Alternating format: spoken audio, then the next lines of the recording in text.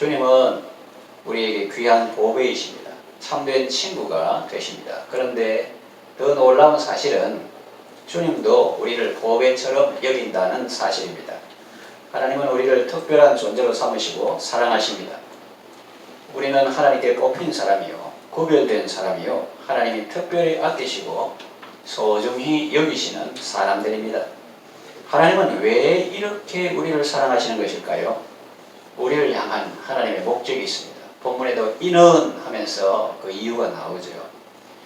하나님의 목적이 있습니다. 어떻게 하려고 우리를 택하시고 사랑하신다는 거죠. 만일 하나님의 사랑을 받고 우쭐하거나 교만한 사람이 있다면 그는 하나님이 부르신 목적을 모르는 사람일 수 있습니다. 우리를 향한 하나님의 목적이 있습니다. 하나님의 계획이 있습니다. 그것은 하나님께서 우리에게 맡기신 사명이라고도 말할 수 있습니다. 그것은 이곳에 교회가 세워진 목적이기도 합니다. 그것은 한 개인의 야망이 아니라 하나님의 말씀이요, 하나님께서 말씀을 통해서 주신 비전이요, 또 하나님께서 우리에게 주신 꿈입니다. 그것이 무엇입니까? 첫째로 실망한 사람들, 좌절한 사람들, 상처 입은 사람들이 위로받고 용납받고 지도를 받고 회복되는 것입니다. 예수님은 말씀하셨습니다. 건강한 자에게는 의사가 쓸데없고 병든 자에게라야 쓸데있다. 나는 의인을 부르러 온 것이 아니고 죄인을 불러 회개시키러 왔다 하셨습니다. 사람들은 성경 충만을 거창하게 생각하는 경향이 있습니다. 그런데 어떤 분은 그 성경 충만은 실패한 자에게 주시는 하나님의 위로, 그렇게 표현했던데 그 말이 참 마음에 와닿습니다. 우리 주변에 실망한 사람들이 얼마나 많습니까? 회사에 실망합니다. 상급자에게 실망합니다. 하급자에게 실망합니다. 동료에게 실망합니다. 배우자에게 실망합니다. 그런 사람들이 많이 있어요. 그리고 좌절을 경험하는 사람들이 있습니다. 괴롭힘과 어려움을 참고 참다가 결국에는 극단적인 선택을 하는 사람도 있습니다. 그리고 상처 입은 사람들도 많습니다. 사회는 더욱 각박해지고 일하기는 더욱 힘들어집니다. 다른 사람에게 피해를 입었다고 하는 사람도 그 상처 때문에 자기가 또 다른 사람에게 가해자가 되기도 합니다. 요즘 많은 사람들이 반려동물과 함께 사는데 현대인들이 너무나 외롭고 대화 상대도 없는 것이 그 이유 중에 하나일 것입니다. 사람들은 이 삭막한 세상에서 자기 한 몸 추스르기도 힘들어합니다. 우리 또한 예외는 아닙니다. 그런데 여기 기쁜 소식이 있습니다. 이런 우리를 부르시고 위로하시는 분이 있습니다. 예수님은 이렇게 말씀하셨습니다. 마태복음 11장 28절에 수고하고 무거운 짐진 자들아 다 내게로 오라. 내가 너희를 쉬게 하리라 하셨습니다. 정말 놀라운 말씀입니다. 세상에 어느 누가 이런 말을 했습니까? 성인 군자도 이런 말을 한 사람이 없습니다. 오직 예수님만이 이런 말씀을 하셨습니다. 그럴 수 있는 이유는 예수님만이 우리의 질병과 연약함을 다 짊어지셨고 예수님만이 우리의 죄를 다 대속하셨기 때문입니다. 교회는 예수님의 몸이고 교회의 머리는 예수님입니다. 교회에 대한 비난을 하는 사람들이 있습니다. 그래도 믿어야 합니다 하는 것처럼 그래도 세상에 참 희망은 교회밖에 없습니다. 물론 여기서 말하는 교회는 이단 사이비가 아닌 건강하고 참된 교회를 말합니다. 우리를 부르신 하나님의 목적, 우리의 비전 혹은 우리의 꿈은 무엇이냐? 우리 주변에 실망한 사람이 교회에 와서 예수님을 만나고 소망을 갖게 되는 것입니다. 좌절한 사람이 예수님의 이름으로 다시 일어서는 것입니다. 상처 입은 사람들이 위로를 받고 치유를 받고 회복되는 것입니다. 이것이 하나님께서 우리에게 주신 꿈입니다. 둘째로 창원에 사는 100만여 명의 사람들에게 복음을 전하는 것입니다. 창원은 특례시입니다. 복음화율은 아직 20%가 안 됩니다. 우리는 아직 복음을 듣지 못한 사람들에게 복음을 전해야 합니다. 예수님을 모르는 사람들에게 예수님이 누구신지 소개하고 전해야 합니다. 그들 중에는 정말 한 번도 복음을 접해보지 못한 사람도 있을 것이고 어릴 때 주일학교 다녔지만 지금은 안 다니는 사람도 있을 것이고 코로나 전까지는 다녔으나 코로나 이후부터 안 나오는 사람도 있을 것이고 말로는 예수님을 믿는다 하지만은 실제로 교회에 출석을 안 하고 있는 가난한 신자도 있을 것입니다. 그런가 하면 마치 쇼핑을 하듯 이 교회 저 교회 많이 다니고 또 설교도 많이 듣지만 지역의 한 교회에 소속되어서 정상적인 신앙생활을 하지 않고 있는 사람도 있습니다. 방금 말한 모든 경우들은 건강한 신앙생활을 하고 있다고 말하기 어려운 경우들입니다. 우리는 이 모든 사람들에게 참된 복음을 전해야 합니다. 직접 교회 예배에 초청해서 함께 예배를 드리는 것이 제일 좋습니다. 방송이나 문서를 통해서 간접적으로 복음을 전하기도 합니다. 음식이나 선물을 이웃과 나누면서 예수님의 사랑을 전하기도 합니다. SNS를 통해서, 소셜미디어를 통해서 좋은 소식을 전하기도 하고 좋은 말씀을 보내기도 합니다. 우리의 꿈은 창원에 사는 사람들에게 복음을 전하는 것인데, 물론 우리만 하는 건 아니고 형제교회 진리에 속한 형제교회 연합해야 하지만, 우리는 특별히 우리 교회 주변 지역 사람, 주변 동네 지역 사람들에게 복음을 전하는 것입니다. 실제로 300명 이상의 사람들이 함께 울고 함께 웃는 교회 가족의 교제를 누리는 것입니다. 지금 30명도 안 되는데 300명이라니요? 라고 생각할 수 있습니다. 우리가 꿈꾸는 것은 지금 현실은 아닐 수 있습니다. 그러나 꿈이라는 것은 우리에게 소망을 주고 방향성을 제공합니다. 성경에 보면 묵시가 없으면 백성들이 방자하게 행동한다고 했습니다. 하나님께서 보여주시는 하나님의 말씀, 하나님의 비전, 그런 거 없으면 방자하게 행하는 거죠. 그러나 묵시가 있고 꿈이 있고 비전이 있으면 그쪽으로 나아가게 됩니다. 아무것도 안 하는 잠자는 것에도 그쪽을 방향을 보고 누가 잔다는 거예요. 300명은 왜 300명이라고 했는가? 공동체 구성원들이 서로를 잘 알고 서로 이름 알고 사는 것 알고 교제할 수 있는 적합한 수라고들 말합니다. 그래서 교회가 자꾸 커지는 것보다는 어느 정도 수가 되면 분립 개척하는 것도 건강한 교회를 세워서 더 많은 영혼을 구원하는 좋은 전략이 될 수 있습니다. 숫자보다 중요한 것은 공동체에 속한 모든 구성원들이 함께 울고 함께 웃는 교회 가족이 되는 것입니다. 예수님을 중심으로 모든 성도들이 주님과 연합하고 또 성도 간에도 서로 연합하는 것입니다. 자전거 바퀴살이 중심축을 향해서 이렇게 전부 다 이 뜻이 중심 대신 그리스도로 뭉치고, 그리고 요즘 어떤 자전거를 보면은 그 살이 중심으로만 모이는 게 아니라 또 이렇게 서로가 연결되어 있어요. 그래서 바퀴가 중심으로 연결되고 또 서로 연결된 것처럼 우리는 중심 대신 그리스도를 중심으로 연합하고 또 성도 간에도 예수님 때문에 예수님 안에서 서로 연합하는 것입니다. 네 번째, 성경 공부와 각종 훈련을 통해서 예수님의 말씀을 가르치고 배우는 학습 공동체를 이루는 것입니다. 우리는 모두 하나님의 자녀이고 또 그리스도의 신부입니다. 또한 그리스도의 군사이기도 합니다. 다시 말하면 영적인 전쟁을 수행하는 사람들입니다. 군사는 훈련을 해야 전쟁에서 이길 수 있습니다. 요즘 사회에서 평생교육이라는 말을 들을 수 있기에 다니다 보면은 평생교육은 이런 것도 볼 수 있습니다. 성도의 신앙생활도 그렇습니다. 나는 이 정도 배웠으면 됐다. 그런 것이 없습니다. 저는 목사라도 아직 한참 멀었어요. 히브리어도 공부, 헬라어도 공부하고 또 다른 책들도 많이 읽고 가끔 세상 사람들이 보는 영화도 보고 배울 것도 많아요. 나는 이 정도 배웠으면 됐다. 그런 것이 없습니다. 오늘 배우지 않으면 내일 가르칠 수 없습니다. 지금 익히지 않으면 내일 연주할 수 없습니다. 연습 안 하면 삑살이 나고 아주 사람들에게 소음을 들여가지고 아주 미안하죠. 오늘 훈련하지 않으면 내일 이길 수 없습니다. 훈련 때 땀 한 방울은 전쟁 때 피 한 방울과 같습니다. 말이 그렇지 사실은 목숨과 같죠. 훈련 잘 안 하면 전쟁 때 목숨 잃게 되는 거죠. 그 영적 전쟁도 마찬가지라는 겁니다. 우리가 매일 말씀을 묵상하고 매일 하나님의 전신갑주를 입고 그리스도의 강한 군사로 무장해야 합니다. 그래야 가정과 일터와 사회에서 일어나는 모든 영적인 전쟁에서 승리할 수 있습니다. 다섯째, 각자 받은 은사대로 교회 안에서 서로 섬기는 것입니다.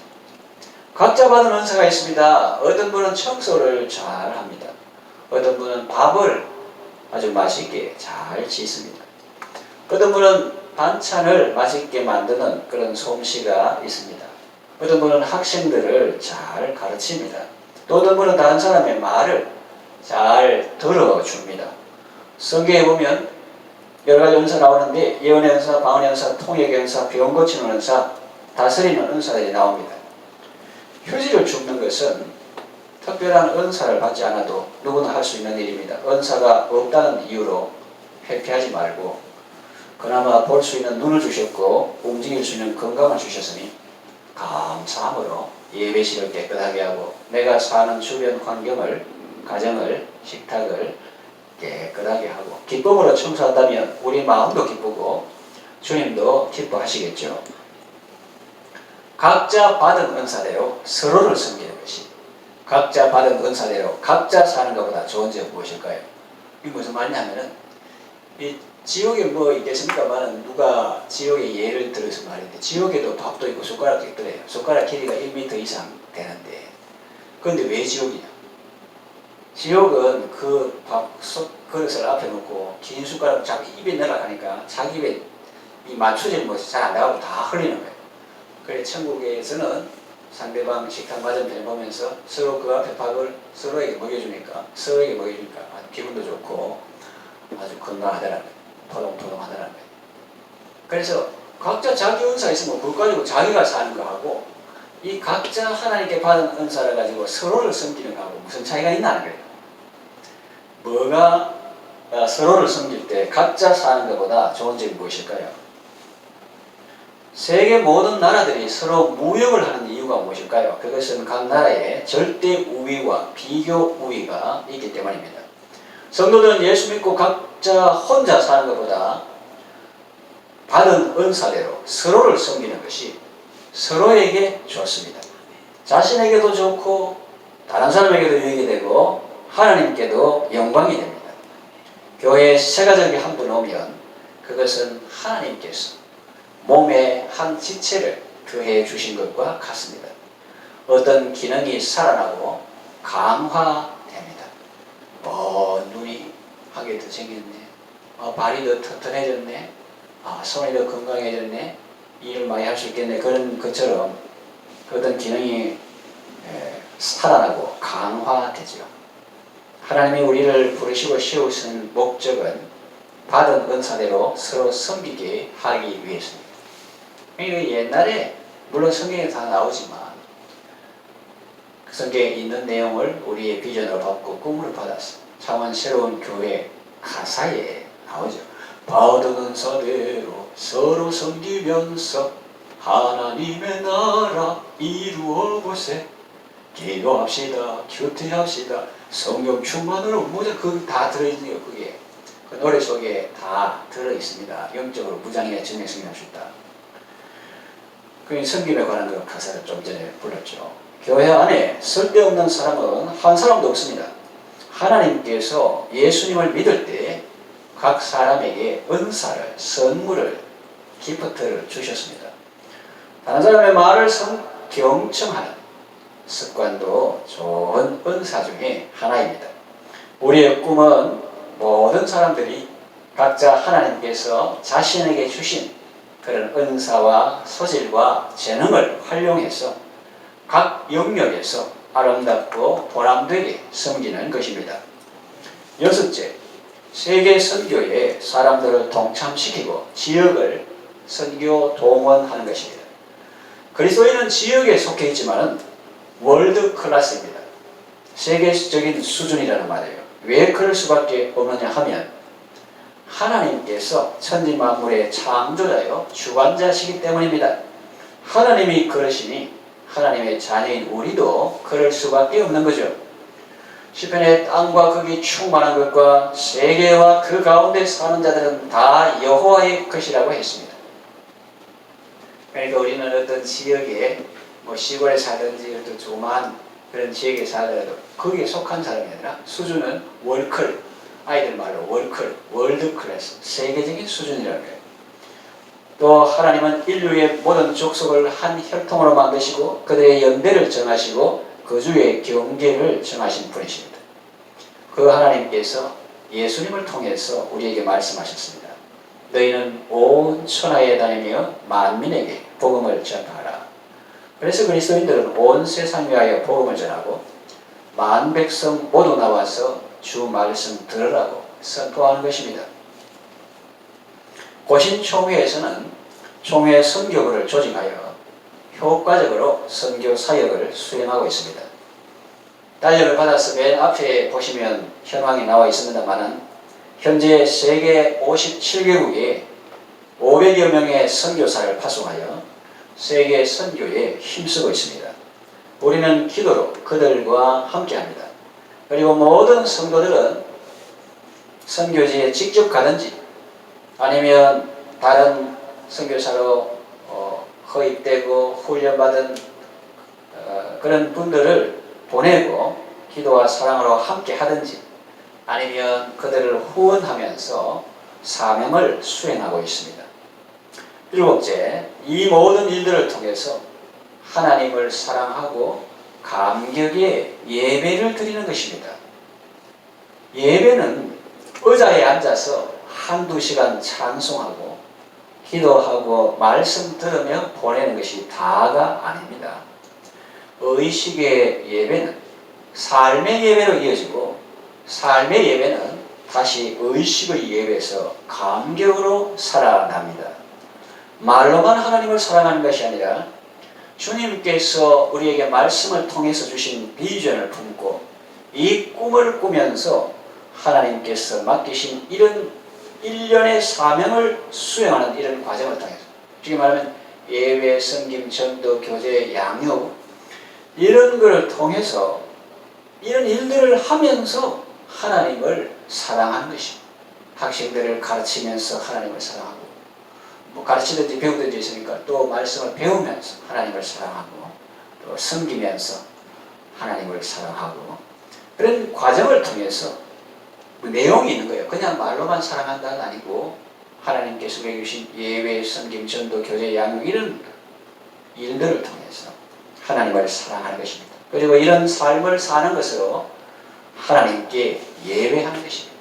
주방에서 섬기는 것, 접시가 춤을 추면서 하나님께 예배하는 거죠. 이제 말씀을 정리하며 마치겠습니다. 예배 후에 말씀 후에 부를 찬송 주여 지난밤 내 꿈을 배웠으니까 그 꿈은 개 꿈이 아닙니다. 자다가 보는 그런 꿈을 말하는 게 아니라 그 꿈은 나중에 인생 살다가 죽음의 꿈 같으나 오직 내 꿈은 참되리라 하는 이 꿈은 주여 지난밤 내 꿈에 배웠으니 그 꿈 이루어 주옵소서. 그 꿈은 하나님께서 말씀을 통해서 우리에게 주신 비전이요 우리의 사명이요 하나님께서 우리를 부르신 목적이라 할 수 있습니다. 그런데 이 목적을 따라 사는 것이 가장 인생의 위대한 아름다운 일입니다. 사람이 하는 일은 아무리 크고 예산이 많고 신문에 나는 일이라 할지라도 범위가 작을 뿐 아니라 세월이 지나면 잊혀지고 묻히고 기억에서 사라질 것입니다. 그러나 하나님의 일은 결코 헛되지 않고 그 가치는 무한합니다. 자신과 가정이 복을 받고 자자손손 복을 받고 지역이 복을 받는 것입니다. 여기에 시간이나 정성을 투자한 사람은 100배나 복을 받고 내세에 영생을 상속합니다. 현실에 안주하는 자는 미래가 없습니다. 꿈이 없는 백성은 망한다고 했습니다. 그러나 꿈이 있는 자는 행복합니다. 꿈이 이루어져 가는 것을 보는 것은 즐겁고 감사한 일입니다. 하나님이 왜 우리를 택하셨는가? 오늘 본문 한 절이지만 그 속에 다 깊은 의미가 들어있습니다. 왜 우리를 택하셨는가? 왜 우리를 세우셨는가? 하나님 우리를 택하시고 세우신 목적을 분명히 알고 그 영광스러운 사명을 기쁨으로 수행하는 아름답고 복된 삶을 살아가시기를 바랍니다.